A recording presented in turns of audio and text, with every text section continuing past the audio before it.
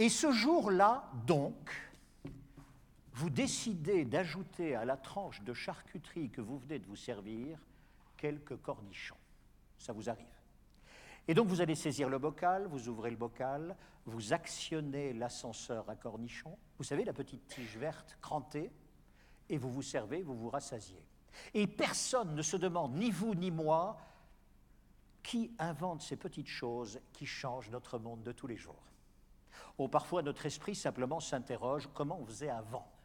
Eh bien, voyez-vous, l'ascenseur à cornichons, c'est l'une des inventions du groupe Zebra, parmi les milliers que le groupe Zebra a mis déjà en route. Le groupe Zebra est basé à Lyon, ce sont une 60aine de collaborateurs, ils innovent, ils inventent à la demande, c'est leur job. Et donc en 2013, la région Rhône-Alpes vient les trouver et leur dit ceci, imaginons que l'on mette une page blanche, vous écartez toutes les architectures existantes, vous écartez tous les plans et toutes les cartes et vous redessinez une ville. On ferait comment si nous avions une page blanche ? Jamais personne n'avait posé la question comme ça. Ça a duré 1 an.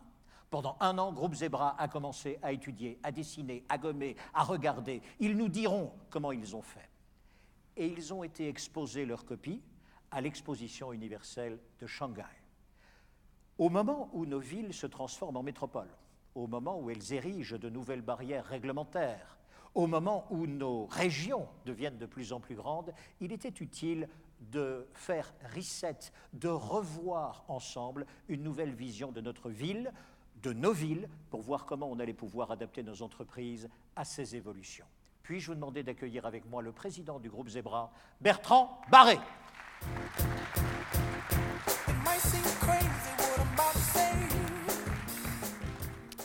Merci Thierry, bonjour à toutes et à tous. Bienvenue, je suis très heureux d'être avec vous aujourd'hui et de partager une petite expérience dans le monde des idées nouvelles. Je vais appeler ça comme ça, le monde des idées nouvelles. Alors j'ai un petit moment pour vous emmener dans notre façon de voir le monde et je vais démarrer de très loin. Je vais démarrer de très très loin de votre univers pour vous montrer la façon dont on approche les problématiques. Avant tout, quand même, comme je vais essayer de vous provoquer, je vais vous demander de faire l'effort pendant mon intervention de faire des parallèles avec vos métiers, parce que je vais essayer de ne pas vous agresser directement, pas toujours, je vais quand même le faire. Mais en tout cas, je vais d'abord commencer par parler des autres pour que vous puissiez petit à petit faire les parallèles avec votre métier. Et puis, comme je vais dire pas mal d'âneries, je vais d'abord vous dire en un mot que nous travaillons vraiment. Innover, ça n'est pas juste une passion, ni un métier d'inventeur dans un coin, un petit bureau, et puis des spécialistes du dépôt de brevets, pas du tout. Ce sont des marketeurs, des ingénieurs, des financiers, des chefs de projet, des designers, des tas de gens qui travaillent ensemble de manière collaborative pour innover. Alors très rapidement, comme ça vous saurez qu'on a un vrai métier, on fait du conseil stratégique en matière d'innovation, développement de projets innovants en produits ou en services. On développe des projets innovants, c'est-à-dire qu'on a une activité qui les prend de A à Z. Des gens viennent nous voir en disant on voudrait se diversifier dans ça et on isole cette activité de diversification à part de l'entreprise. Et puis on a un troisième pilier dans notre activité qui est le design global, c'est on conçoit, dessine et industrialise des produits. Thierry parlait de l'ascenseur à cornichons, alors je vous en montre quelques-uns que j'espère que vous avez soit dans vos armoires, soit dans vos frigos. Évidemment, sur son épitaphe, le roi des cornichons, ça va poser. Donc on essaye d'en montrer 2-3 autres. On a fait notamment la brosse à dents à ventouse, qui j'espère équipe vos enfants ou petits-enfants. Ça, c'est de l'innovation qui a permis à Unilever de conquérir plus de 12% du marché européen de la brosse à dents sur une innovation qui n'a rien à voir avec la technique. J'en reparlerai. Vous voyez là la raquette de Rafael Nadal, les skis ou les chaussures de ski de chez Rossignol. Voilà, nous n'avons pas de spécialité. Nous innovons dans tout. Ce qui est déjà assez paradoxal, parce qu'en France, on pense que pour innover, il faut être ingénieur. Ou tout au moins, il faut être concentré sur la R&D. Bien entendu, on en est loin. Ça, c'est le vieux monde. Alors, c'est parti. Maintenant, je ne vais plus parler de moi, je vais parler de ce monde qui change. De ce monde qui change et qui, forcément, fait changer nos villes. Sujet juste génial. C'est le thème. C'est le thème de tout. 60% des individus du monde vivent déjà en ville, ça va encore s'accroître, ça change tout. Et vite. Ça change évidemment la mentalité des gens qui y vivent. Vivre en ville, c'était pratiquement une exception il y a encore 100 ans. C'est devenu une contrainte pour pas mal, hein, nous qui sommes des régionaux. Souvent, quand on recrute et que tout d'un coup, il y a un siège qui part à Paris, tout le monde dit « Ouh, il va falloir changer de vie ». C'est pas forcément associé à une modernité, à un style de vie et à un confort de vie génial, les grandes villes. Hein. Alors évidemment, quand on voyage pour les affaires, on va à New York, Hong Kong, Delhi. Ouais, là, c'est top, hein, ça donne de l'énergie. Hein. Mais bon, à Roissy, à Saclay, hein, pour ceux qui s'intéressent à ça, c'est quand même l'avenir, un des avenirs des cerveaux français. Hein. Change de vie, hein, vive la famille. Donc la ville, c'est un grand changement. Et c'est évidemment un grand changement que les politiques accompagnent entre guillemets, hein, ça peut se traduire par vont contraindre, par toute une série de mesures. Il va falloir tout réinventer. Il va falloir réinventer la façon dont on y vit, la façon dont on s'y déplace, la façon dont on manage le transport des hommes et des personnes, mais juste, il va falloir réinventer la façon dont on perçoit les avantages ou les défauts de la ville. Alors c'est le parcours que je vais vous inviter à faire, et comme je vous l'ai dit, on va démarrer d'assez loin. On va démarrer d'assez loin parce que vous vivez, nous vivons tous, dans le monde de la vieille Europe. C'est comme ça qu'on nous voit partout dans le monde. Hein. Les Américains, bon, déjà, ils ne savent pas bien où est la France, globalement à côté de Londres, ça les intéresse parce qu'ils parlent anglais au moins, et puis, et entre eux, l'Est, ça les intéresse aussi parce qu'ils en ont peur. Mais nous, petits. Mais on fait partie de cette vieille Europe, c'est-à-dire de cette Europe riche, qui n'est pas forcément destinée à le rester. Vous avez peut-être remarqué que le soleil se déplace en ce moment. Quand vous allez, et vous qui êtes dans cette profession-là, on mesure souvent, moi quand je voyage, mesure souvent l'activité au nombre de grues qu'on voit dans la skyline quand on se déplace. Évidemment, les skylines chinoises sont plus intéressantes que les nôtres. Des grues partout, des constructions, parfois de bâtiments vides, mais bon, des constructions partout. Et nous, un cheminement qui se durcit, un rêve qui, pour certains, est en train de s'éteindre, et pourtant des opportunités magiques. Dans toutes les périodes de crise, les plus agiles font des cartons. C'est plus facile, quand ça va mal, de réussir. C'est paradoxal, parce que celui qui trouve la clé de réussite va plus vite, beaucoup plus vite que les autres. Alors partons de beaucoup plus loin. Pourquoi nous sommes en crise, soi-disant en crise, ou pourquoi nous sommes en reconstruction ou en restructuration de notre système de valeurs? Parce qu'en fait, nous avons atteint depuis un bon moment l'excellence. Nos entreprises sont super bonnes. Ça fait bien longtemps qu'on a inventé le lean, la qualité, le marketing, la finance, etc. Toutes ces compétences qu'il est nécessaire pour gérer une bonne entreprise, ça fait quand même bien longtemps qu'on les maîtrise. Et en fait, nos boîtes sont assez bonnes. Et c'est pour ça que c'est dur, parce que nos boîtes sont assez bonnes. Alors, c'est résumé par un grand magazine, hein, au Fitch, ce qui soulève l'étonnement en anglais, hein, pour être poli. Depuis 60 ans, on vit l'excellence, et je vais vous montrer que l'excellence nous amène dans le mur. Comment on conçoit un produit ? Je vais partir d'un produit grand public, un produit de tous les jours, pour qu'on situe l'innovation après dans les problèmes plus complexes. Comment on conçoit un bon produit ? On l'a appris tous dans les écoles, il faut questionner le client. Cette question magique qui est de dire tout part du client, il a des besoins, c'est vraiment un truc qui nous a guidés pendant 30 ans. Vous allez voir que c'est juste ce qu'il ne faut jamais faire. Mais bon, on questionne le client. Donc, comment on fait quand on est dans le marketing ? On met un groupe de clients dans une salle, ça s'appelle un focus group, on se met derrière une vitre teintée, et puis on observe, hein, comme des animaux, on observe les utilisateurs. J'espère qu'elles seront tristes aussi, là. Et c'est pour vous réveiller le matin. Et on les observe et on leur pose la question. Alors c'est jamais directement la question, hein, parce que si on les fait venir en disant « vous allez parler de l'aspirateur », personne ne vient. Donc oui, on va parler de l'habitat. Ah oui, très bien, alors l'habitat, c'est important, oui, c'est le foyer, c'est quand même là où mes enfants vont grandir. Oui, comment vous gérez l'entretien? L'entretien, c'est très très pénible, etc. Tout doucement, on arrive vers l'aspirateur et là, on pose des questions sur alors comment vous vous en servez? L'usage, en ce moment, on découvre le user experience, ça c'est le nouveau mot à la mode. L'usage, quand même bien con comme terme. Donc comment on s'en sert? Eh bien, moi, quand je me sers de l'aspirateur, l'important, c'est que ça aille très très vite. Ah, très bien, oui, parce que c'est super pénible à faire, donc il faut que ça aille très très vite. Très bien. Donc il y a quelqu'un derrière la glace qui note puissance, parce que c'est le seul moyen d'aspirer très très fort, donc très très vite. Il faut qu'il y ait de la puissance. Oui, très bien, mais quand je m'en sers, je veux... Ah oui, mais vous en servez tous les combien? 10 minutes par jour? 10 minutes par semaine? 10 minutes par mois? Vous décidez chez qui vous allez manger, quand vous entendez le type de réponse en général. Mais oui, mais quand je m'en sers, alors première notion, je m'en sers 10 minutes par jour, par semaine ou par mois, ça veut dire que ça passe 98% de son temps dans une armoire. Donc il y a un ingénieur derrière qui dit, c'est ingénieur, c'est important dans la conception, il y a un ingénieur qui dit, il faut faire petit. Pas con.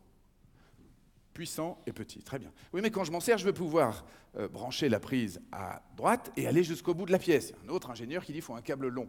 Là, il y a un groupe de travail collaboratif derrière la glace Santin qui dit, un enrouleur et un bouton, ça va faciliter le boulot de chacun. Très bien. Ça s'appelle un cahier des charges fonctionnel. Et puis, comme on a compris que c'était la puissance, et comme on a compris depuis longtemps que nous n'avons pas un seul type de client, mais beaucoup de types de clients, et que le marketing a appris à segmenter, petit à petit, on obtient un vrai cahier des charges qui dit, voilà, on va faire un produit peu puissant, pas trop cher, moyennement puissant, un peu cher, et très très puissant, très très cher. Donc 100 watts, 100 euros, 200 watts, 200 euros, 300 watts, 300 euros. On voit que chez les riches, c'est plus propre que chez les pauvres. C'est étonnant d'ailleurs parce que ce n'est pas eux qui s'en servent en général. Mais bon. Donc, après, on donne ça à des cabinets de design qui, eux, avec un bon cahier des charges, disent, voilà, c'est à peu près simple, je vais faire un produit costaud, rond, compact, rouge, c'est la couleur de la puissance, parce qu'il souffle très fort. Et vous voyez qu'il y a marqué dessus 1500 watts, EFI Max, Power Max, je ne sais pas si on peut grandir l'écran, mais bon, c'est le truc qui va bien marcher. Donc là, le chef de produit, très fier de lui, 8 mois d'études sur ce projet, 1 an d'industrialisation, on va au Salon mondial de l'électroménager, et les concurrents viennent aussi. Ah, fuche. C'est des vrais concurrents, c'est pas le groupe SEB. C'est pas le groupe SEB qui dit, en fin d'usine, ça s'appelle des différenciations retardées, qui dit, voilà, on va mettre un autocollant Calor, Roventa, SEB. Non, c'est des vrais mecs qui s'aiment pas, eux. Il y a même des Allemands. Des bons. Soi-disant les très bons. Un petit peu avec les puces de temps en temps, mais sinon ils sont bons. En magasin, c'est simple à lire, ça. En magasin, c'est simple, vous avez les aspirateurs rouges, c'est le haut de gamme, parce que bleu, c'est l'équilibre, donc ça, c'est le milieu de gamme. Et les aspirateurs de couleur branchée, c'est ceux qui aspirent pas, c'est les moins chers. C'est, il faut réintroduire l'élégance et le plaisir dans la vie de la ménagère, donc il n'y a pas d'argument, donc on va faire brancher. Je vais passer au nacelle. Alors... Donc le chef de produit, il a une promotion parce qu'il s'est aperçu de rien. Parce que s'il s'en était aperçu, les salons, ça serait comme maintenant, tout le monde mord de rire toute la journée. On passerait dans les stands en disant « Oh, c'est génial, celui-là, c'est le même qu'à côté ». Mais on ne le fait jamais. On sort en disant « J'ai fait un très bon produit, il est dans la demande. Je suis nickel ». Donc il est muté, promotion, parce qu'on est rarement muté, dégradé, et il s'occupe de, je vais aller vite, il s'occupe des faire à repasser, rebelote, questionner le consommateur, comment ça marche, de quoi il a besoin. Donc on dessine des TGV, parce que c'est l'activité la plus chiante du monde. Donc on dessine des choses qui doivent glisser très vite. Ils sont tous pointus pour aller très très vite, à 0,2 km/h par heure sur du linge blanc. Ils sont tous blancs parce que la pureté, c'est le blanc. Ils ont tous du bleu ou du vert parce qu'il faut parler de la vapeur, sinon c'est pas un bon fer à repasser. Ils sont tous au même prix parce qu'il y a des commerciaux. J'avais mis un petit coup aux ingénieurs, maintenant on va parler un peu des commerciaux. Il y a des prix marché, donc on ne peut pas sortir des prix marché. Personne ne s'en rend compte. Bon, il y a des domaines plus innovants quand même, le gros électroménager, là ça y va, l'innovation. Vous voyez, à droite, ils ont tenté la poignée bleue. Cette année, ça pète. Et puis, tout au fond, le même gars qui avait tenté les aspirateurs verts, il refait le frigo jaune. Il ne fait pas de froid, celui-là. C'est une armoire. Nous évoluons très vite dans le monde. La seule couleur qui ait pénétré vos cuisines en 10 ans, c'est le gris métal. Voilà. Une vraie couleur qui donne la joie de vivre. Il y a quand même les rois du marketing, ceux qui ont inventé le marketing et qui continuent à être les rois du marketing dans le monde entier, les lessiviers. Eux, c'est les dieux. Donc les lessiviers, ils ont compris une chose, c'est que les machines à laver, ça tournait. Alors regardez, Bonux, il tourne en famille. Ils sont tous dedans, ouah, ouah, ouah. Homo, il tourne autour de la planète. Ariel, il tourne autour de sa molécule. Lui, il va chercher vraiment au fond, mais il tourne quand même. Dash, au bout, il tourne. Tout le monde tourne. La MDD, parce que dans tous les marchés, il y a le low coster qui tue tout. La MDD, à droite, lui, il dit, bon, je mets juste le hublot, les gens vont comprendre que ce n'est pas du chocolat. Mais ça tourne. Il y en a un seul, Persil, qui dit ça sentir au bord. Le lait, il sort, il est propre, c'est frais. C'est le seul en croissance. C'est mon client. Non, il y a quand même des domaines où c'est moins des rigolos que dans la lessive, c'est l'automobile. Là, un concentré de high-tech, de recherche, c'est l'avenir. 3 marques mondiales vous montrent leur vision de l'hybride de demain. 3 fois le même, vous pouvez changer le logo, ça va marcher sur les 3 voitures. Le même avant, le même arrière, le même profil. Et si vous avez la naïveté, comme je l'ai régulièrement, de leur dire « mais comment vous arrivez à ça ?» qui est génial. Mon petit gars, c'est l'aérodynamisme, on ne peut pas dessiner autre chose que... Pour rouler à 15 en ville, il est évident que l'aérodynamisme, c'est une des clés essentielles de demain. Même un cube, ça ne consommera pas. Mais ça, c'est des vieux métiers, parce qu'il faut bien se rendre compte que l'automobile est un vieux métier. Parlons des nouveaux métiers. Des métiers là où il n'y a que des jeunes branchés avec des cheveux longs qui bossent en jean et des t-shirts troués. Des vrais mecs qui vont faire le monde de demain. Eux, ils sont créatifs. C'est pour ça que l'offre est très créative. Évidemment, ça, c'est ouvrir la porte au pays du low cost. Si on fait tous la même chose, vive le moins cher, et vous en êtes tous très contents. Vous achetez tous des produits à marque distributeur. Vous voyagez tous sur EasyJet, etc., etc. Parce que le low cost, quand il est bien fait, c'est génial. Et le low cost, c'est le high value. C'est-à-dire, quand il est bien fait, on fait beaucoup d'argent. Low cost, c'est juste éliminer les coûts inutiles. Il y en a beaucoup. Déjà, tous ceux qui ont fait les produits d'avant. Pardon. Il y a quand même une grande innovation téléphonique, je voulais... L'écran qui va sur les côtés, ça tue vraiment bien. C'est-à-dire qu'il y a des mecs qui, en réunion, ils voient la télé sur la tranche. C'est quand même un truc qui peut nous emmener loin, ça. Bon, ça, c'était l'introduction. C'était l'introduction pour vous dire, voilà dans quel monde on vit, parce que c'est le même chez vous. C'est un monde où les conventions ont dirigé beaucoup de choses. Or, les conventions sont en train d'exploser. Et cette ville nouvelle, on va en casser quelques-uns.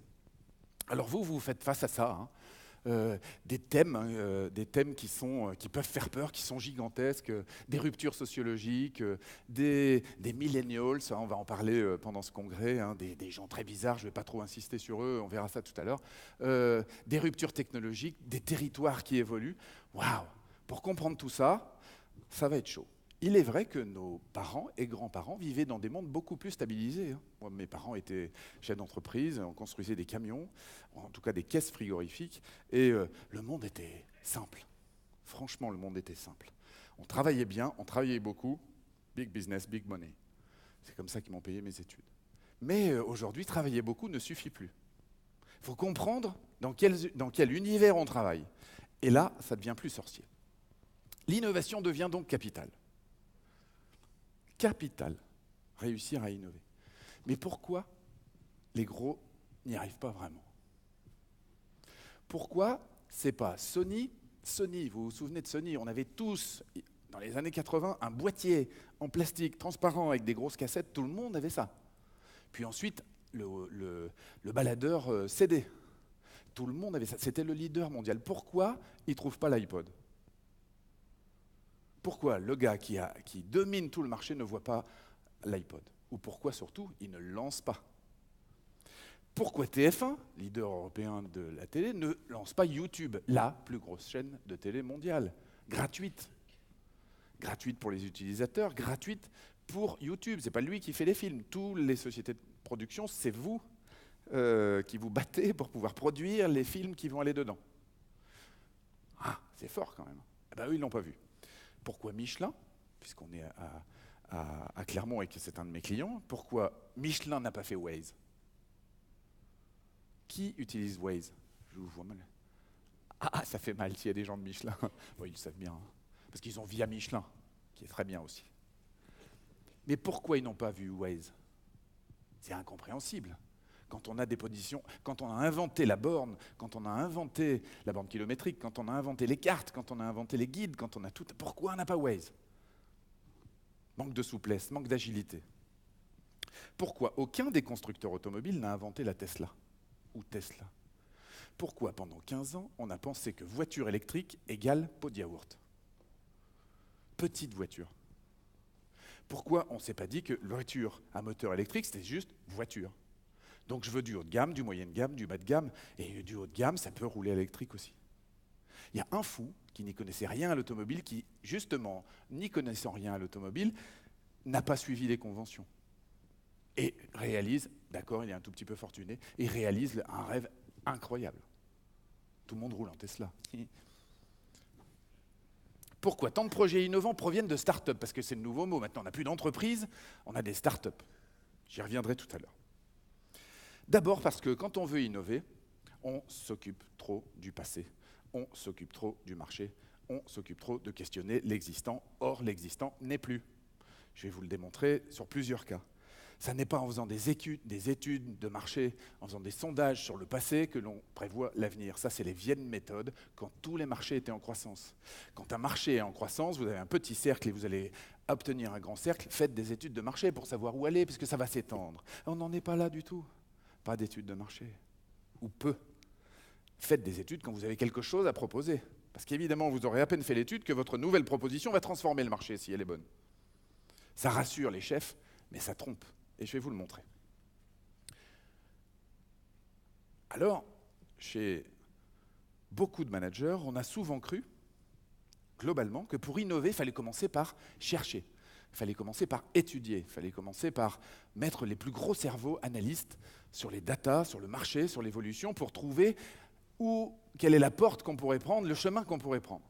Alors, on a mis tout de suite des équipes pluridisciplinaires, on a mis les meilleurs cerveaux, beaucoup de concepts technologiques, parce que pour innover, il faut souvent, soi-disant, un concept technologique. On fait des focus groups, j'en ai parlé, on fait des brainstorming, beaucoup d'ingénierie. La R&D prend parfois le pas sur ces process-là.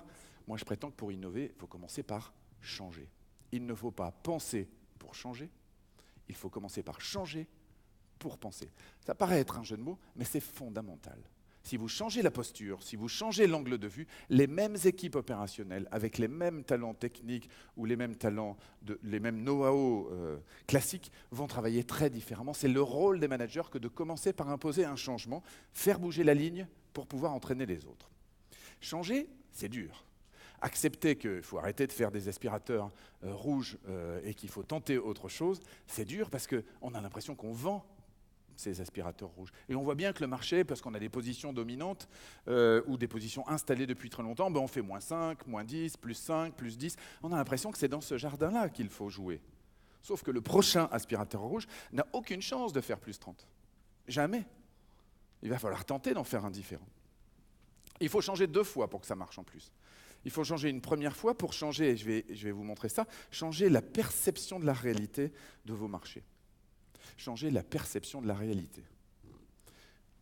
Puis, il vous faudra changer évidemment la façon de faire, parce que les vieux processus de réflexion pour amener une offre nouvelle sont vraiment hyper datés. Changer la perception de la réalité. C'est aux dirigeants, aux chefs de projet, d'être capable d'inspirer ses équipes pour faire ça. Je vous montre. On ne voit pas le monde tel qu'il est, on voit le monde tel qu'on est. Ça, c'est une notion très, très importante. Vous ne voyez pas le monde tel qu'il est réellement, vous le voyez tel qu'on est. Ça démarre depuis tout petit à l'école. On vous montre une map monde ou une carte du monde à plat, on a mis la France au milieu. C'est ridicule. On n'existe pas. D'accord, c'est minuscule. Si je suis à New Delhi, il ne nous voit même pas. Donc, et si je suis Donald Trump, il ne sait même pas l'écrire, je pense, lui. Il a dit un jour qu'il avait un copain qui venait en vacances en France, mais qui ne vient plus, parce que nous, on a plein de terroristes. On ne voit pas le monde tel qu'il est, on voit le monde tel qu'on est. Regardez la vision du patronat il y a encore 30 ans. C'était ça, hein. Les patrons, c'était des méchants. Moi, je viens du nord de la France, pays minier. Voilà, un patron, c'était la grosse maison du coin. À côté, il y avait le bassin minier dans les corons. Et les rouges, il y avait les rouges contre nous. Moi, j'étais le nous. Et gosse de riche, donc on sort de l'école, on se fait attaquer toute la journée. La vraie lutte des classes qu'on a encore en ce moment. Hein. Mélenchon fait un carton là-bas. Maintenant, la vision du patron, c'est ça. Les dirigeants de start-up, ouais, salut, c'est cool, t'as fait des études, pas la peine, ouais, j'étais dans mon garage, puis tout d'un coup, je me suis dit qu'une prise de courant, c'était trop chiant, et hop, une appli. La vision du monde des patrons est devenue des mecs branchés, des entreprises libérées, hein, c'est do what you want. Et du collaboratif, tout le monde a envie de bosser ensemble, donc on bosse tous ensemble, dans la joie, la bonne humeur, alors qu'avant on les mettait bien en prison, de 8 heures, il fallait même pointer, maintenant ils ne pointent plus. Télétravail maintenant, on va se marrer. Et on est des coworkers, hein, faut pas l'oublier. We're coworkers. Tous les gens ont envie de bosser ensemble. Je l'attendais celui-là. Tous les gens ont envie de leaders qui vous font bosser ensemble, oui. Mais par principe, pas forcément. Mais si le leader fait ça, oui, ça va marcher. Changer la perception de la réalité et ne pas la confondre surtout avec la réalité. C'est la première règle de la créativité. Et pour changer cette perception, il faut aller découvrir cette réalité. Sans questionner les gens. Ne demandez pas aux gens ce qu'ils pensent. Arrêtons les études qui demandent aux gens leurs besoins. Ils mentent. Ils mentent, les gens. Ils mentent pour être bien. Ils mentent pour paraître bien. Ils mentent pour montrer qu'ils sont éduqués. Ils mentent pour... Tiens, on va faire un test. Qui va voter Le Pen? Il y en a un ou deux. Hop là! Et ouais, on ne dit pas ces choses-là. Mais on ne dit pas non plus qu'on ne se lave pas les mains tout le temps en sortant des toilettes. Non, je les ai vus tout à l'heure. Pour bien faire une enquête, il faut observer. Observer, ça veut dire regarder sans interrompre l'utilisateur. Et il faut être surtout, quand on observe, un pro de l'observation. C'est-à-dire savoir avant ce qu'on veut distinguer. Et ce qu'on veut distinguer, ce n'est pas la façon dont les gens procèdent pour opérer sur une nacelle ou sur un chantier, c'est les inadaptations que l'on doit repérer. Une observation, ça sert à repérer non pas un processus d'usage, mais tout ce qui merde. Ça, c'est facile à retenir comme prise de note. Et tout ce qui merde dans une expérience d'usage, c'est énorme, énorme. À chaque étape du processus, de la prise de commande, bonjour, la réception matérielle, ah ben tiens, j'ai loué un truc pour aujourd'hui ou j'ai je sais pas quoi, et combien de temps pour l'avoir ce produit? Est-ce que c'est 3 minutes ou 10 minutes? Puis ensuite, il est sur mon plateau, comment je l'emmène? Est-ce qu'il monte facilement? Est-ce qu'il descend? Comment je vais? Quand je suis dans ma nacelle, blablabla.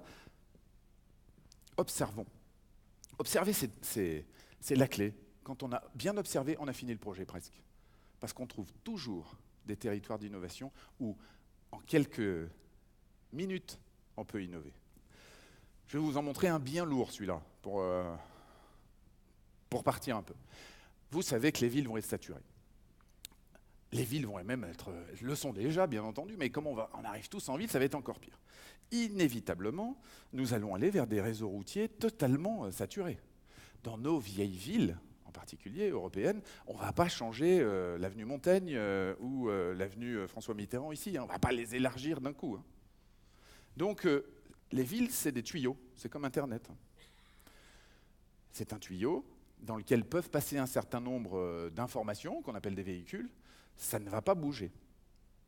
Nos temps de trajet vont donc, individuels ou collectifs, vont donc doubler. Hein. Et pendant ce temps-là, l'ensemble de l'industrie mondiale dépense des milliards d'euros à nous faire rouler à l'électrique. On va bien sûr évoquer ça aujourd'hui. Donc c'est absolument génial de passer d'une énergie fossile à l'électrique, je vois tous les bénéfices. Hein. Mais le résultat de cette démarche absolument géniale va être que nous serons tous dans les bouchons, mais silencieux. Ça ne fait pas de bruit, hein, les voitures électriques. Donc c'est cool, on sera bien pour la radio, écouter Bourdin le matin, mais on sera dans les bouchons, ça ne va rien résoudre sur le plan de la fluidité de la circulation. Et la fluidité, c'est la clé. Donc nous, on a proposé des choses très disruptives dans ce monde-là à Shanghai. On a dit aux gens, bientôt on va parler d'immobilité individuelle. Hein. silencieuse, verte, mais immobile. Donc il faut revoir le problème de l'automobile différemment. Et on a proposé d'observer, peut-être que je me rapproche, d'observer ce monde de l'automobile par un autre angle qui est celui justement du flux. Et on a approché ce qu'on appelle la cellule minimale d'un foyer. La cellule minimale d'un foyer le matin. Vous savez que 80% des véhicules qui circulent dans une ville le matin sont occupés par une personne seule. Donc dans certains pays, au Canada par exemple, là je reviens de Toronto, il y a des lignes spéciales, hein, si vous êtes deux, vous pouvez passer, si vous avez un deuxième passager ou un premier passager à côté de vous dans votre voiture, vous avez une lane qui est dédiée à vous et vous pouvez donc rouler plus vite pendant que tout le monde est dans le bouchon. Donc moi, mon client, quand j'y vais, c'est en général une semaine, je dors chez lui au lieu de dormir à l'hôtel. Comme ça, je lui garantis le matin de monter dans sa voiture. C'est lui qui m'emmène à l'usine et il met 20 minutes au lieu d'1 heure. Il est tout content. Il adore me voir, je pense. J'espère que c'est pour autre chose. Donc on a étudié ce qu'était, comment on pouvait réduire le nombre de passagers dans ces voitures. Et mon client me disait, enfin mon client, le client c'était la région Rhône-Alpes, me disait mais réduire le nombre de passagers, vous venez de me dire qu'on était 1 dans ces voitures. Ah bah oui, mais on est 1 dans des voitures qui ont 4, 5, 6, 7 places. Parce que la mode des monocores... Donc, et si on faisait des voitures où il y a beaucoup moins de places? Ah bah oui, mais on l'a déjà fait, la Smart, il y a 2 places. Et puis plein d'autres voitures ont 2 places. Sauf que 2 places, ça ne sert à rien en ville. Soit je suis seul, soit je suis 3.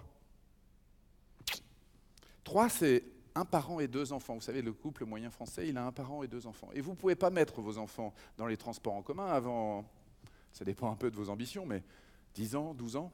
Il y en a qui les mettent à 3-4 ans, hein, mais il faut les retrouver. Donc le matin, avant d'aller au boulot, il y a quelqu'un qui est en charge, tant qu'on ne peut pas les mettre dans les transports en commun. Et après, tout le monde n'aime pas ça non plus, les transports en commun. On est très surpris des études. Hein. J'ai des études très précises sur les transports en commun, où les gens ne pensent qu'à les éviter, pendant que le monde ne pense qu'à les mettre dedans. J'y reviendrai. Donc cette cellule minimale, c'est 3, c'est-à-dire un chauffeur qui, lui, a besoin de conditions idéales pour conduire, un passager qui, lui, ne va pas rester longtemps dans sa voiture et qui n'a pas forcément besoin de conditions idéales pour être installé dans la voiture, et puis souvent, quand on a le deuxième enfant, un petit qui n'a pas besoin vraiment d'avoir un gros siège. Et on a déposé un brevet, qui est le brevet de la plus petite surface occupée au sol, plus petite surface au sol, pour mettre 3 personnes. Le chauffeur, il est installé comme dans une Smart ou une Twingo. Il a donc, c'est lui, normal, l'espace pour conduire, c'est l'homme clé. Mais derrière, vous voyez que le passager, il est en biais, parce que c'est marrant l'ingénierie quand même. Quand on met 2 fauteuils, on met 2 fois le même fauteuil. Il n'y a personne qui se dit, et si je mettais un strapontin pour celui qui ne conduit pas et qui n'a pas besoin d'être pile devant la... On ne réfléchit pas comme ça, on met 2 fauteuils. Ce qui fait que la largeur d'une Smart, c'est génial, c'est plus petit qu'une voiture normale, mais ça ne sert à rien. C'est quand même une voiture par ligne, une voiture par fil. Moi, j'ai fixé à mes équipes l'objectif de 2 voitures par fil. C'est-à-dire que j'ai raisonné à l'inverse. Là où passent 10 000 voitures par jour, je vais en faire passer 20 000. À l'inverse de tout ce que les penseurs disent, on va diminuer le nombre de voitures en ville. Oui, on va diminuer le nombre de voitures en ville, très bien. Moi, pendant ce temps-là, je vais doubler la capacité de circulation en ville. Sinon, on va tous rouler à l'électrique dans les bouchons. Donc cette voiture, elle est plus petite que cette plateforme, parce que ce n'est pas une voiture, n'importe quel constructeur peut travailler sur cette plateforme, elle est plus petite que la Smart en longueur et en largeur. Le but du jeu, c'est de pouvoir doubler les lignes de circulation. Là où une voiture passait, on va créer 2 lignes. Et évidemment, quand vous serez en famille, ce type de voiture, je ne vais pas aller trop loin dans le détail, ce type de voiture n'est pas forcément propriété de l'individu. Ça, c'est une question de business model. Il peut y avoir une business model de propriété, puis des business models de location ou des business models de rent à l'heure, comme tous les business models d'automobilité que vous voyez actuellement. Mais cette rupture de pensée, elle ne vient pas de la motorisation. Elle vient du fait que les voitures sont vides en ville et qu'il faut maximiser l'espace. Ça, on l'a présenté à Shanghai. Ça a été génialement bien reçu par personne, sauf des Chinois, malheureusement, et des Indiens, des gros constructeurs automobiles, pour ceux qui sont dans le domaine. L'innovation, ça naît à la périphérie. L'innovation, ça ne naît pas généralement au cœur de vos activités, ça naît un peu à la périphérie. Donc l'observateur, pour ça, doit être naïf. Il ne doit pas être trop con quand même. Je reviens là-dessus, parce que quand on innove sans savoir ce qu'on regarde, quand on observe sans savoir ce qu'on regarde, en général, on ne comprend pas vraiment ce qui se passe. Il faut un œil critique. Vous devez développer chez vos équipes un œil critique. Le refus de la convention, ça commence par l'imposition d'un œil critique. Alors je reviens encore dans ma ville. On a dit que tout le monde habiterait en ville, on a dit que les déplacements seraient quand même de plus en plus complexes, ou tout au moins certains déplacements individuels. Alors il y en a d'autres qui pensent que la solution, ça va être des trottinettes. Hein. C'est cool. C'est-à-dire des tout petits engins pour se déplacer. Bon, on va voir. Ce qui est sûr, c'est qu'il va falloir continuer à livrer des gens, livrer des magasins, livrer des institutions, le boom du e-commerce au milieu de tout ça, parce qu'on ne veut plus aller dans ces grands malls dans lesquels on nous a prédit l'avenir pendant 30 ans. Maintenant, on dit, non, reste devant ton ordi, tu peux tout commander devant l'ordi. Donc, le colis vient à nous. Donc, des milliards de colis. Amazon, maintenant, peut livrer dans la même journée ce que vous commandez. Hein. C'est vraiment génial. Dans la même journée. Donc, aux États-Unis, c'est 8 heures dans une grande ville. Hein. En 8 heures, vous commandez une tondeuse, vous l'avez. Donc ça va engluer nos villes. Ça va envahir nos villes, les petits colis. Alors, il y en a qui ont déjà réfléchi au problème. Dans certains pays, ils ont trouvé la solution. C'est énergie verte. Et il faut juste avoir un peu de sens de l'équilibre et pas d'assureur. Mais ça marche pour ceux qui vont là-bas. Ce n'est pas une photo anecdotique, ce que j'ai pris. Hein. Il y en a beaucoup. Hein. Il y en a d'autres qui le font à l'européenne, c'est-à-dire avec une vision plus électro de la chose, qui démarre soit de la Twizy, soit d'objets plus ou moins dits contemporains. Et effectivement, il va y avoir toute une nouvelle génération de véhicules ou de services destinés à l'offre. Et puis il y en a d'autres qui vont encore plus loin. Amsterdam, je ne sais pas si vous avez déjà vu ça, c'est le tram qui transporte les marchandises. On se sert du réseau du tram pour, dans certains cas, à certaines heures, sous certaines conditions, dire ben non, là, il n'y a pas de voyageurs, là. C'est des caisses, c'est des cartons. Donc, interdiction de se déplacer avec les petits véhicules. Il y a déjà un réseau monstrueux qui va partout. Si on le réserve à certains horaires, peut-être qu'on peut s'en servir comme point de livraison. Et d'ailleurs, pas forcément de carton. Si on est capable de développer des petits outils pour gérer des chantiers, peut-être que ça pourra rentrer dans des plus petits volumes de ce type. Alors si on va plus loin, si c'était ça le réseau de livraison en ville, il y a une centaine d'années, il y a quelqu'un qui a imaginé ça dans Paris, qui a imaginé de creuser des galeries partout pour délivrer des gens partout, avec des arrêts partout. Et si on imaginait qu'un jour, c'était ça le réseau de livraison, c'est-à-dire qu'encore une fois, à des heures données, alors oui, ça paraît, oh là là, comment je vais faire pour aller au boulot? Bah pas aux heures pleines. Il y a quand même du monde qui ne fout rien entre 10 et 16 heures. Il y a quand même encore plus de monde qui ne fout rien entre 22 et 4 heures. C'est possible de réimaginer des solutions comme ça. Alors non, ça va être compliqué, c'est trop dur. Amsterdam le commence, donc c'est possible. Amsterdam a lancé les vélos, 20 ans avant tout le monde, il y a des vélos partout. Innover, ça n'est pas changer forcément de technologie, c'est introduire une nouveauté propre à faire changer les usages. Et c'est pour ça qu'on redécouvre la beauté de l'analyse des usages. Hein. C'est que, en regardant les usages, on s'aperçoit que la plupart de nos produits n'y répondent plus, puisque l'évolution des usages va beaucoup plus vite que l'évolution des produits. Alors, 5 règles pour pouvoir réussir à changer. Je l'ai dit, pas confondre innovation et R&D. La plus grande innovation pour moi en matière de transport, c'est Uber, là, très récemment. Voilà. Il nous a fait aimer à nouveau les taxis. On avait la haine des taxis. Moi, je suis lyonnais, j'arrivais gare de Lyon. On va tomber sur quoi, là? Sur qui? Ah, mais je vais à 3 km. Oh, mon gars, à 3 km, non, je suis pris en ce moment. Enfin, vous connaissez, je ne vais pas vous la refaire, tout le monde connaît ça. Eux, bien qu'ils aient lancé une société bien douée dans l'esclavage, on va commencer à le découvrir, ils ont quand même réussi à nous faire reprendre goût à ces taxis. Ça n'est pas la technologie, hein. L'appli, ça va, pas sorcier. Hein. Donc, pensez pas R&D. Il faut innover, je suis désolé de l'anglicisme, human-centric. Il faut innover sur l'humain. L'humain, ce n'est pas forcément l'usager. L'usager, c'est fonctionnel. On entend de l'ergonomie, du poste de travail, du home-to-machine. Ça, c'est OK. L'interface machine, OK. Mais sur l'humain, ça veut dire qu'il y a aussi l'aspect émotionnel. Je vais vous montrer ça. en fait, la manière un peu plus scientifique de vous expliquer ça, c'est que vous avez grandi dans un monde qui a été technocentrique pendant 100 ans. Hein, avant, nous étions tous des agraires, des ruraux, des paysans, puis tout d'un coup, on a inventé l'industrie, on a inventé le taylorisme, on a inventé tout ça, très bien, on est très bon, on vient d'en parler un bon moment, technocentrique. Puis, ça fait bien longtemps, depuis une trentaine d'années, qu'on est user-centrique. Hein, c'est-à-dire que la technologie, c'est une chose, il faut d'abord s'occuper des usages. Mais ça fait aussi bien longtemps que dans nos métiers à nous, de concepteurs, on est human-centric. C'est-à-dire que ce qui intéresse, la vision qu'on a de ce métier-là, c'est un mot qu'on a d'ailleurs déposé, l'intelligence. C'est-à-dire ce qui compte, ce n'est pas l'intelligence de l'objet, c'est l'intelligence du réseau des objets entre eux. Il faut lancer des produits qui puissent communiquer avec les autres. Pour que vous ne soyez pas, tous ces produits qu'on a en ce moment, un smartphone, une smartwatch, soi-disant horreur de ce type de produit, vous rentrez le soir, il y a plus de produits à brancher que de gens à embrasser hein, chez vous. Il faut attends chérie, j'ai pas fini mon boulot, j'ai encore 5 produits à rebrancher pour demain. Ça s'appelle l'intelligence. Il faut que les choses se fassent d'elles-mêmes. Il y a un chantier énorme à développer. Bref, human-centric, c'est quoi? N'écoutez plus des cibles, ne raisonnez plus en cible, raisonnez en communauté. C'est très différent, ça. Communauté, ça veut dire des gens qui ont les mêmes centres d'intérêt, n'ont pas forcément le même revenu, ni le même pouvoir d'achat, en tant que client, en B2B, j'entends. Hein. Ça marche en B2C comme en B2B. Nous, on essaye de repérer dans chaque marché qu'on attaque, on essaye de repérer ce qu'on appelle les impliqués et les non impliqués. On n'a aucun autre schéma de travail, aucune courbe, aucun mapping de rien sauf ça. Impliqué, non impliqué. Celui qui est impliqué dans un domaine, il va dépenser plein d'argent. Celui qui est non impliqué va chercher le coût le plus léger. Il s'en fout, donc il dit donne-moi une nacelle.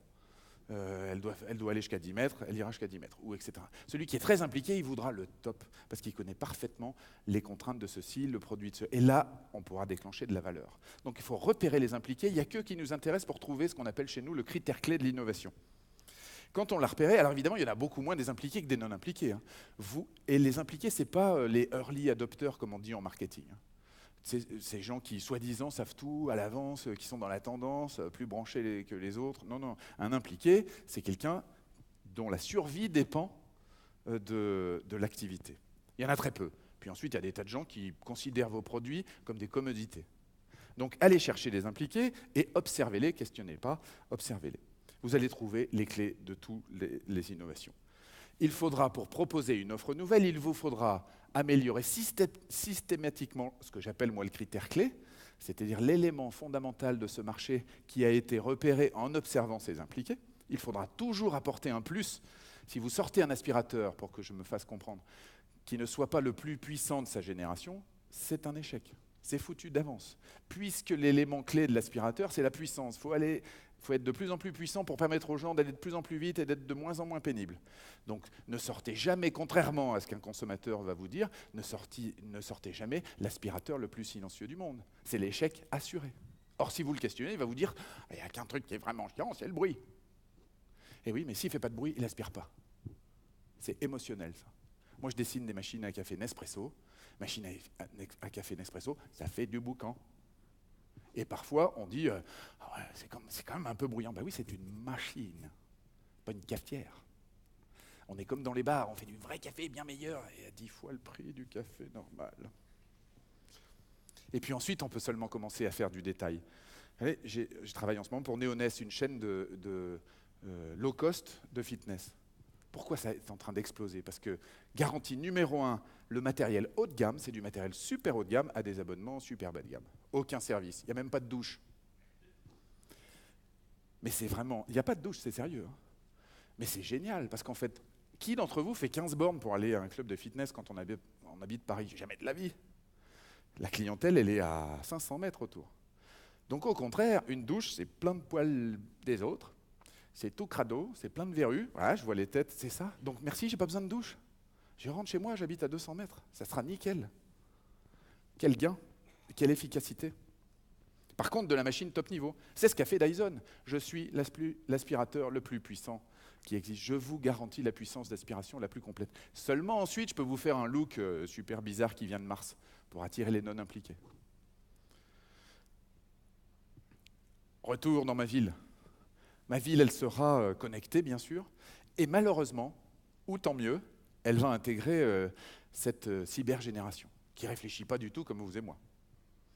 c'est les mêmes, hein. C'est juste qu'ils ont accès à des moyens, c'est les mêmes que nous quand on était petits, mais ils ont accès à des moyens différents. Donc on les a observés, je ne vais pas trop vous dire pour qui, s'il est dans la salle, il le saura. On les a observés dans plein de villes, évidemment, on n'est pas les seuls, et on a regardé un peu qui ils étaient, et je sais que cet après-midi, ou demain, je ne me souviens plus, vous aborderez plus précisément ça, alors je ne vais pas vous noyer avec ça, mais quand même, ces cyber-là, ils sont ultra connectés, ils sont très impatients. C'est la caractéristique majeure du cyber, c'est que c'est maintenant. C'est maintenant. Donc attendre un bus 15 minutes, ouais, et on connaît en ville qui ont des trottinettes ou des vélos, alors qu'il y a un arrêt de bus juste devant. Et pourquoi tu prends ta trottinette? Ah bah parce que la trottinette, le bus c'est dans 15 minutes. Moi je veux partir maintenant et repartir maintenant. Alors ils sont hyper exigeants pour ça. Et ils sont ultra connectés, ils veulent de la liberté. Mais ils ne sont pas forcément pressés. Ça c'est une vraie nuance, vous allez voir. En fait, donc leur mobilité, leur autonomie, elle doit être augmentée, ça c'est sûr. Mais ce n'est pas encore satisfaisant. On a découvert que leur vrai contrat, ce qui les intéresse vraiment, c'est d'arriver à l'heure prévue. Ça n'est pas, contrairement à nous, années 80, business-minded, pressés, ils ne sont pas pressés, eux. Le jeu vidéo, il sera toujours là. Ils veulent arriver à l'heure, ils veulent savoir estimate time arrival. Et ça, c'est la clé. Et pour vous, c'est presque une chance inouïe. Hein. Vous êtes ceux qui encombraient le monde. Vous êtes ceux qui foutaient des machines là où on voudrait rouler. Alors vous vous dites, ah là là, c'est plein de problèmes, on va gérer de la circulation. Mais non, la ville connectée, ça élimine tous ces problèmes-là. C'est ça qu'il faut. C'est Waze. Quand vous avez Waze, vous n'avez plus jamais de bouchons dans votre vie. Vous pouvez bien mettre des machines qui bloquent la rue partout, ça ne me gêne pas, puisque lui, il me dit comment contourner. C'est fondamental, ça. Éliminez ce problème. Vous ne bouchez pas les rues. Vous ne boucherez plus jamais les rues. En tout cas, vous n'empêcherez jamais quelqu'un de savoir à quelle heure il arrive. Et grâce à Waze, c'est ça qui est une vraie révolution qui peut vous aider. C'est que, ok, aujourd'hui, vraisemblablement, je vais mettre 3/4 d'heure au lieu de 30 minutes, parce qu'on va me faire passer par là, mais je le sais où est le problème. Ça déstresse à mort. Mais ça devrait vous déstresser vous aussi. Parce que vous n'êtes plus une contrainte en réalité. Vous êtes un fait. Ce fait est pris en compte par l'intelligence artificielle qui permet aux gens de s'en sortir. C'est vraiment génial pour vous. Alors, il va s'ouvrir évidemment avec ce smartphone qui devient changer votre regard sur le monde. C'est ça la lunette sur le monde, c'est le smartphone. C'est vos comptes, c'est vos amis, c'est vos photos, c'est vos réseaux, c'est ceci. Mais c'est surtout votre mobilité. Et grâce à ça, en temps réel, les gens n'auront plus de problème. Vous pouvez boucher les routes, c'est une bonne nouvelle. Continuez à faire plein de travaux et dépensez pas trop d'argent pour dire que vous pouvez éviter ça en étant un peu plus petit. Ce n'est pas le problème en réalité. Voyez les choses différemment. C'est une rupture majeure pour vous. Une deuxième rupture majeure, c'est le temps. Il me reste 10 minutes, Thierry, c'est ça? Même pas. Je suis trop long. Alors je vais aller super vite. Le temps, c'est vraiment un thème que vous pouvez travailler pour innover. Parce que le temps, c'est, oui, d'accord, des temps plus courts. Comment faire les chantiers plus courts? Ok. Le temps gagné, c'est-à-dire comment je vais raccourcir tout ça. Le temps déporté, à quelle heure je vais le faire. Le temps séquencé, je peux peut-être intervenir en 3 fois plutôt qu'en 1 fois. Ou à l'inverse, faire en 1 fois plutôt qu'en 3 fois, suivant les étapes à gérer. Le temps utilisé, c'est pendant que je vous bloque, est-ce que je vous permets de faire autre chose? Le temps partagé avec d'autres. Le temps échangé, on va monnayer le temps bientôt. Très clairement, on va monnayer le temps. Pendant que vous bloquez un certain territoire dans la ville pour faire les travaux, est-ce que vous ne pourriez pas permettre à quelqu'un d'autre d'en bénéficier et lui revendre ce blocage? C'est-à-dire, moi, je suis obligé de bloquer de toute façon, est-ce que tu ne veux pas en profiter? Le temps échangé, parce que ça va se faire sous forme de troc dans beaucoup de cas, et le temps monnayé, bien sûr, parce que quand on a du temps, on peut vendre, c'est Monsieur TF1 qui l'a dit, on peut vendre de la disponibilité de cerveau. Oubliez, c'est fait depuis longtemps sur les bâches de chantier. Je vous ai dit, il faut observer les communautés et non pas questionner les cibles. Observer les communautés, c'est donc la clé, ce n'est pas vos clients, pour moi, c'est lui. La clé de tout, c'est lui, l'opérateur. À mon avis, je ne suis pas un grand pro dans votre domaine, bien que j'y ai touché 2-3 fois, à mon avis, c'est lui qui, quand il arrive chez le loueur, quel qu'il soit, ou dans le hangar, c'est lui qui dit non, je vais prendre cette machine-là, moi. Ce n'est pas vos contrats. C'est lui qui dit non, je la sens bien. Je suis en confiance. Je me sens bien dedans. Elle répond. C'est lui qui fait tout.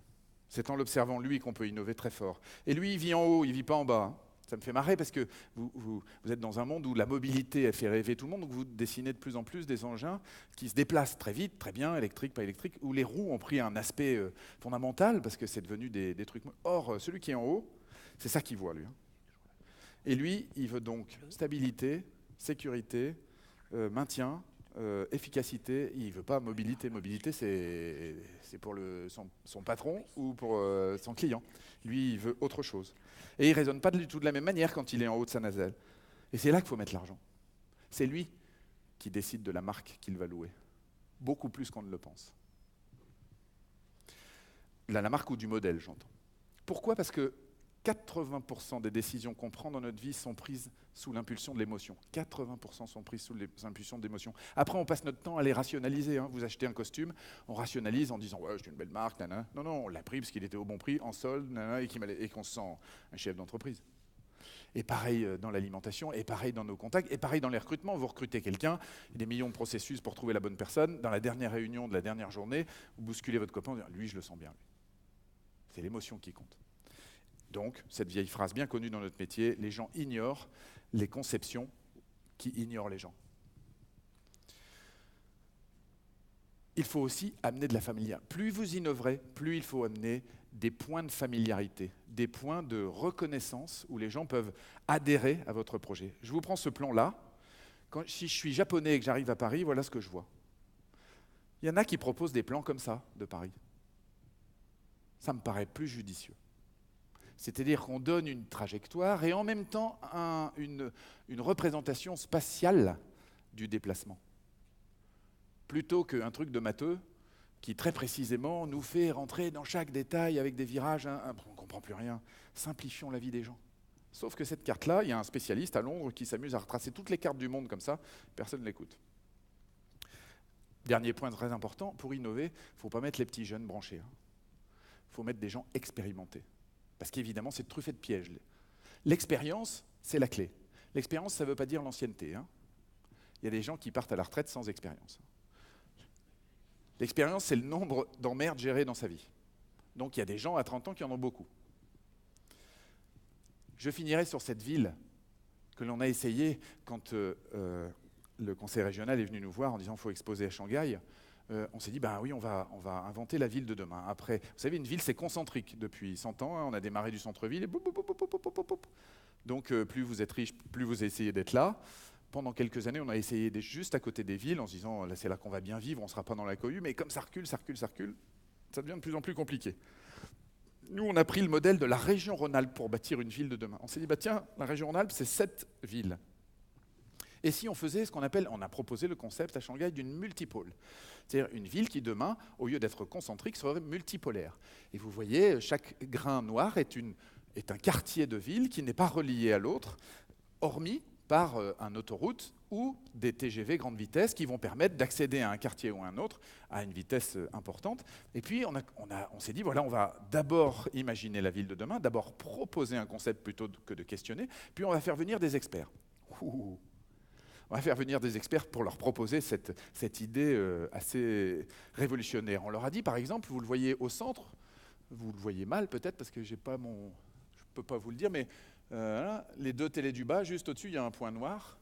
Ça, c'est le centre de la ville, c'est-à-dire là où n'habite personne. On a remis les champs au centre de la ville, on a remis du vide au centre de la ville, de la culture, et on a remis surtout l'aéroport au centre de cette multipôle. Et on a fait venir les urbanistes en disant, on va mettre l'aéroport au centre de la ville. Bon, ben là, on s'est fait fusiller pendant la première heure, mais vous êtes tarés, c'est ridicule. Ben non, c'est pas ridicule, puisqu'il y a un couloir, vous le voyez sur la droite en bas, il y a un couloir aérien où il n'y a pas d'habitation qui permet aux avions d'arriver, comme ils seraient à Saint-Exupéry. Ben, très bien, on laisse un couloir aérien et on va gêner personne avec ça. Sauf qu'au moins, il n'y a plus quelqu'un qui habite à l'ouest avec un aéroport à l'est, tout le monde est très près de l'aéroport. On va y mettre aussi, en plein centre là, on va y mettre ce qui fait du bruit, le stade. Les lieux de réception, de fête, etc., pour éviter qu'on ait un Gerland en plein centre de Lyon ou je ne sais plus comment il s'appelle, le stade à Paris, je ne trouve plus son nom tout d'un coup. Donc on va réécarter certains pôles, les relier par des moyens de transport à grande vitesse, et puis on va faire revivre des quartiers indépendants. J'avais un tout petit film, et je vous le montre. On a donc, je suis désolé parce qu'il faut qu'il fasse une...